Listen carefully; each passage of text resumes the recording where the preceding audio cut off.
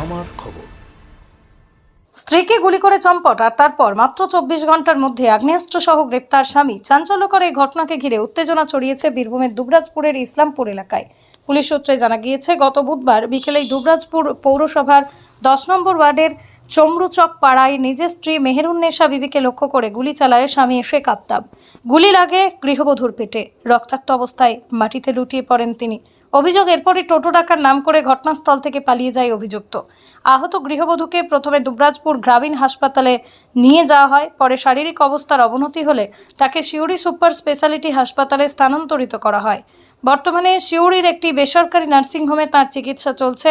ঘটনার পরই তদন্তে নামে দুবরাজপুর থানার পুলিশ। শুরু হয় অভিযুক্ত ও আগ্নেয়াস্ত্র খোঁজের তল্লাশি।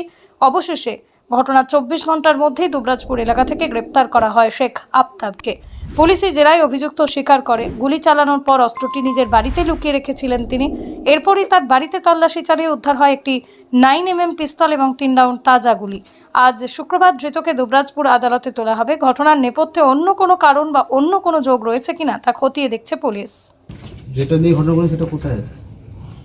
এই বাড়িটা খুলেন। কোথায় তুমি কোথায় রেখেছিলে? তুমি রেখেছিলে তো? বন্ধ করে রেখেছিলে? কান্নিস রেখেছিল। তুমি রেখেছিলে কোন কার্নিসে? এই বাড়িতে আছে। এই কোন ঘরের কার্নিস? এই বাড়ি, এই ঘরটা, এই কার্নিসে রাখা আছে, তাই তো? কি রাখা আছে ওটা? রিভলভার। রিভলভার।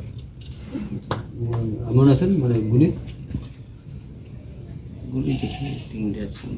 গুলি 3টে আছে।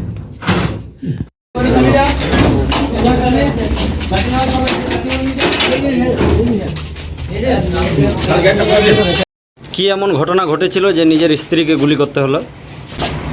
কেন গুলি করতে পারবো? গুলি কেন করতে পারবো? ওটা দুর্ঘটনা ঘটে গেছে, কিসের জন্য গুলি করতে হবে? পরিচয় বলতে কেন গুলি করতে হবে? আচ্ছা, তাহলে আপনার কাছে কেন মজুদ ছিল? ওরও 6 বছর থেকে ছিল, ধ্যান ছিল। আচ্ছা, আপনি কি আগ্নেয়াস্ত্র রাখতে পারেন? সোনার গহনায় গল্প বলে যাওয়া ভরো জুয়েলার্স, অনুপম স্পর্শের ছোঁয়া,